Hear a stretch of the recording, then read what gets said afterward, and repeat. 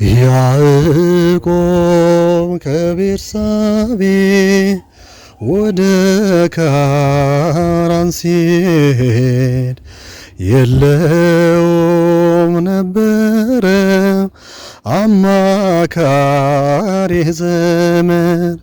ፀሐይ ጠልቃ ነበር ከዚያ እንደደረሰ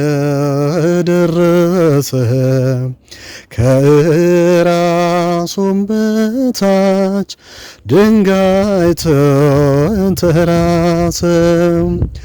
ሕልምንም አለመ ታላቁን ራእይ መሰላል ተተክሎ ከምድር እስከ ሰማይ ሲወጡ ሲወርዱ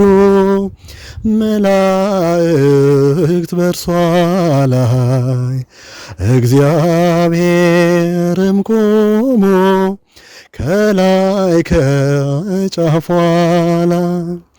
ያዕቆብ ከቤርሳቤ ወደ ካራን ሲሄድ የለውም ነበረ አማካሪ ዘመድ። ፀሐይ ጠልቃ ነበር ከዚያ እንደደረሰ ከራሱም በታች ድንጋይ ተንተራሰ።